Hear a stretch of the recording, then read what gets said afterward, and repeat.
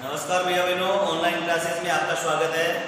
कक्षा 12 के अंदर जो भूगोल विषय है उसमें कृषि जो अध्याय है उसके अंदर हम पढ़ चुके हैं फसलों के बारे में, प्रमुख जो खेतियां होती हैं उन खेतियों के बारे में। और आज जो प्रमुख फसलें हैं उन फसलों में से जो गेहूं है, मुख्य रूप से जो खाद्यान्न फसल है उस खाद्यान्न फसल के बारे में हम अध्ययन करेंगे। देखिए भैया बहनों, गेहूं है जो भारत के अंदर जो कुल भूभाग है उस कुल भूभाग का 23% भूभाग पर किया जाता है या उत्पादित किया जाता है। इसके लिए और जो भारत है खाद्यान्नों में जो उत्पादन करते हैं उस उत्पादन के अंदर भारत गेहूं उत्पादन में भारत का दूसरा स्थान है। उत्पादन में दूसरा स्थान है, यानी कहने का मतलब जो भारत में जो मुख्य रूप से जो खाद्यान्न है गेहूं चावल, इनमें से गेहूं का जो उत्पादन होता है वो बड़ी जो तादाद है उसके अंदर होता है। और गेहूं का जो उत्पादन है वो कुल भूभाग का 23% भूभाग पे होता है। और भारत में इतना ही नहीं, गेहूं का जो उत्पादन है कुल उत्पादन का, गेहूं का उत्पादन ये तो भूभाग है और उत्पादन है 11.7% उत्पादन गेहूं का उत्पादन भारत के अंदर होता है। अब गेहूं की जो भौगोलिक दशाएं हैं उन भौगोलिक दशाओं के बारे में पहचान लेते हैं। क्या क्या भौगोलिक दशाएं होती हैं? भौगोलिक दशाएं, गेहूं उत्पादन के लिए भौगोलिक दशाएं, सबसे पहले जलवायु कैसी होनी चाहिए, अर्थात गेहूं के लिए समशीतोष्ण जलवायु होनी चाहिए। जलवायु समशीतोष्ण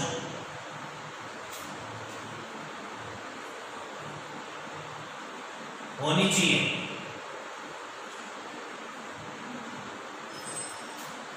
और जलवायु के बाद में गेहूं उत्पादन के लिए जो तापमान होता है वो 20 डिग्री से 28 डिग्री तापमान, 20 डिग्री सेल्सियस से 28 डिग्री सेल्सियस तक उचित रहता है। वर्षा, गेहूं के लिए वर्षा की आवश्यकता होती है, जल की आवश्यकता होती है 50 से 75 अर्थात 50 से 75 सेंटीमीटर तक बरसात चाहिए। वर्षा 50 सेमी से 75 सेमी तक गेहूं को पानी की आवश्यकता होती है। और जो मिट्टी होती है हल्की दोमट बलुई मिट्टी,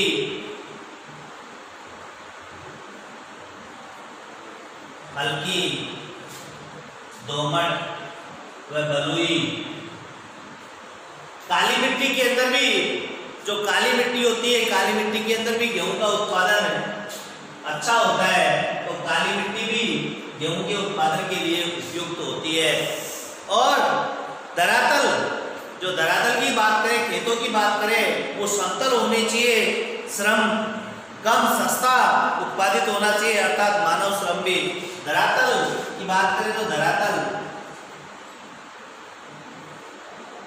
समतल होना चाहिए। समतल धरातल के अंदर पानी की जो सिंचाई है वो पर्याप्त रूप से या सही रूप से होती है। और श्रम, गेहूं में श्रम की आवश्यकता ज़्यादा पड़ती है कटाई वगैरह के लिए, गुड़ाई वगैरह के लिए। तो श्रम की, मानवीय जो श्रम होता है वो सस्ता श्रम मिलना चाहिए, सस्ता श्रम व्यवस्था, मानवों की जो मजदूरी है यानी सस्ता मानवीय श्रम होना चाहिए, जिसको मानवीय श्रम, जिससे कि उत्पादन में कम कॉस्ट, कम कीमत लगे और साथ में खाद की व्यवस्था, कंपोस्ट खाद है, जैविक खाद है, और इतना ही नहीं, आवश्यकता पड़े रासायनिक खादों की भी जरूरत पड़ती है। इसके साथ में गेहूं का उत्पादन जो वितरण है, गेहूं के वितरण के अंदर जो सतलुज और यमुना नदी है उसके जो मैदानी भाग है, उन मैदानी भागों के अंदर गेहूं का उत्पादन बहुत अधिक किया जाता है। और भारत में सर्वाधिक गेहूं का उत्पादन उत्तर प्रदेश, भारत में सर्वाधिक उत्पादन है उत्तर प्रदेश। इसके साथ में विभिन्न राज्यों के अंदर भी किया जाता है, लेकिन जो प्रति हेक्टेयर है, प्रति हेक्टेयर के हिसाब से मध्य प्रदेश, बिहार और राजस्थान में भी इसका उत्पादन किया जाता है, अर्थात गेहूं का उत्पादन मुख्य रूप से खाद्यान्नों की पूर्ति के लिए किया जाता है। ये गेहूं की भौगोलिक विशेषताएं थी। अब हम पढ़ते हैं चावल। गेहूं के बाद में है चावल। चावल भी भारत देश के अंदर एक मुख्य खाद्यान्न फसल है, और इस फसल से अधिकांश जो लोग हैं, अधिकांश व्यक्ति हैं, उन व्यक्तियों की खाद्यान्नों की पूर्ति होती है। चावल देखिए भैया बहनों, चावल भी विश्व में जो पूरे विश्व के अंदर उत्पादित किया जाता है, और विश्व का 19% चावल भारत के अंदर पैदा किया जाता है। विश्व का 19% जो चावल का उत्पादन है वो भारत में होता है। यानी चावल उत्पादन में भी भारत पीछे नहीं है, और इसका स्थान दूसरे खाद्यान्नों में दूसरे स्थान पे आता है, अंतर्गत आता है। और कुल भूमि का 35.9% भूमि पर चावल बोया जाता है। कुल भूमि का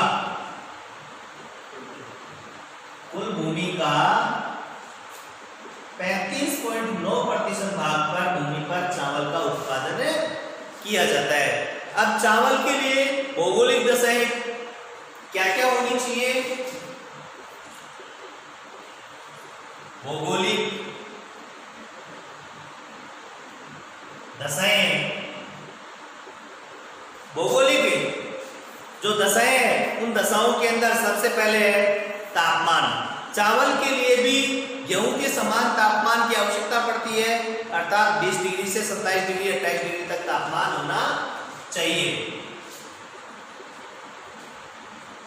तापमान अर्थात 20 डिग्री सेल्सियस से 27 डिग्री सेल्सियस तक तापमान होना चाहिए। तापमान के बाद में वर्षा, अर्थात चावल पानी के अंदर ही बोया जाता है, अर्थात चावल को पानी की पर्याप्त मात्रा में आवश्यकता होती है, इसलिए 100 सेंटीमीटर से लेकर के 200 सेंटीमीटर तक बरसात पानी की जरूरत होती है। अर्थात वर्षा या पानी 100 सेमी से 200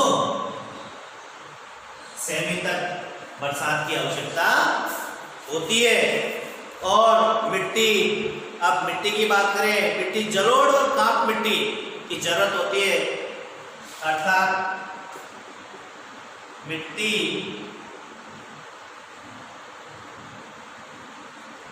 जलोढ़ या काप मिट्टी के अंदर चावल का उत्पादन पर्याप्त मात्रा में अच्छा होता है।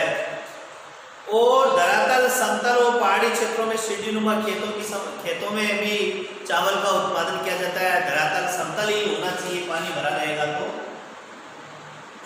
धरातल समतल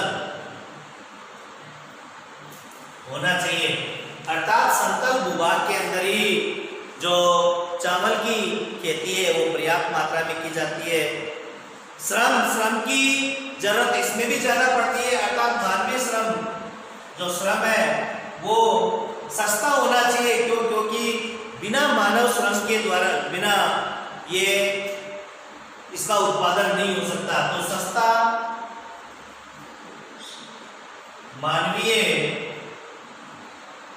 श्रम ये भी आवश्यकता है, अर्थात इन भौगोलिक दशाओं के अंदर इसकी भी जरूरत पड़ती है। खाद में जैविक खाद, गोबर खाद की पर्याप्त मात्रा में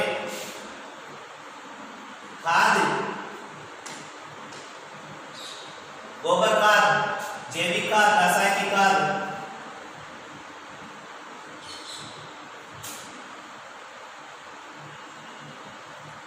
जैविक, रासायनिक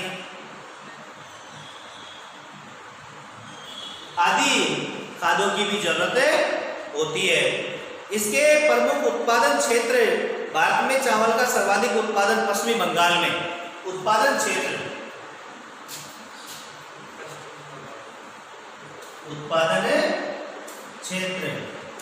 मुख्य रूप से पश्चिमी बंगाल के अंदर उत्पादन का, भारत के अंदर कुल उत्पादन का 14.32% जो चावल है, भारत का जो चावल है उसका 14.32% चावल का उत्पादन, 14.32% उत्पादित किया जाता है।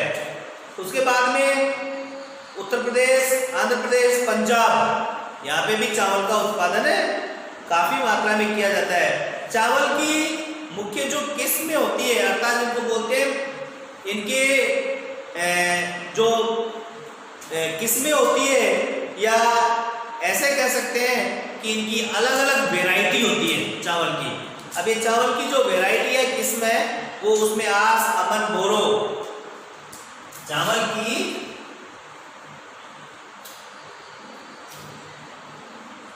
किस्में या वैरायटी। इसमें पहला है आस।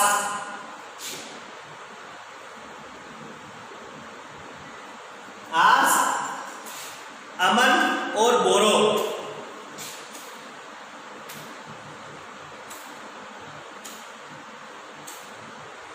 ये तीनों प्रकार की जो चावल है वो भारत देश के अंदर पर्याप्त मात्रा में उत्पादित किए जाते हैं, अर्थात सर्वाधिक मात्रा में जो